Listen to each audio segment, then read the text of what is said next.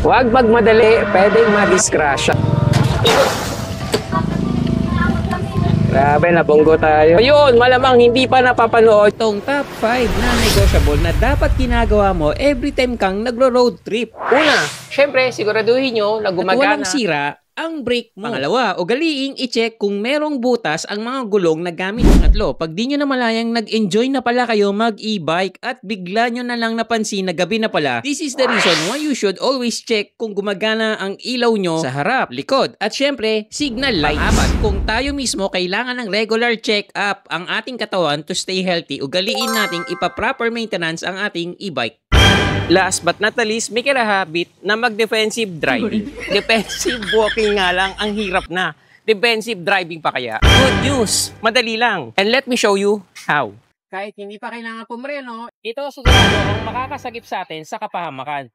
Ugaliing ilagay ang ating kamay at paa sa brake, pati na rin sa busina. Hindi pa kailangan pumreno pero nakalagay na ang ating kamay sa brake para kung kailangan pumreno, pipindutin mo na lang. At sa paa, papadyakan mo na lang. At sa busina, pipindutin mo na lang. Mahuli lang tayo ng ilang segundo. Malaking pagkakaiba na ang resulta. Maaring ikasimangot natin ang mangyayari.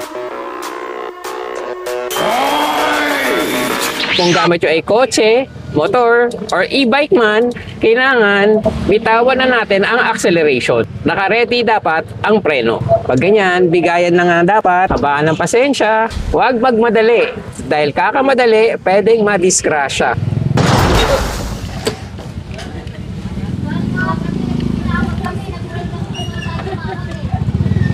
Grabe, nabunggo tayo.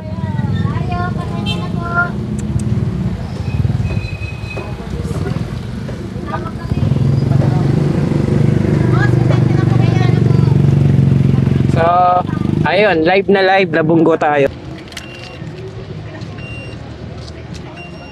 At syempre, galiin, magpreno, mag-full stop kapag titigil.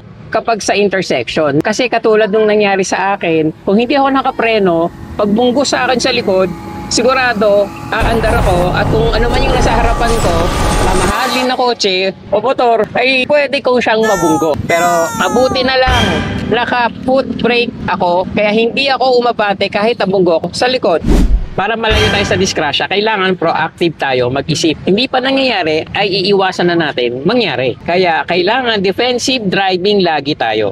Pero alam nyo ba kung ano ang pinakaunang dapat nating gawin bago pa mag-road trip? And that is to pray for God's protection. Let's do our very best maging maingat mag-drive ng kotse, motor, or e-bike man yan. And let God do the rest. Kung nagustuhan nyo yung mga shinare ko ngayon at gusto nyo pa ng mga ganitong klaseng content, don't forget to subscribe to my YouTube channel. Pindot na! Hi guys, this is Myrtle Sarasa together with Shopping Sensei. Please do subscribe to him here on YouTube.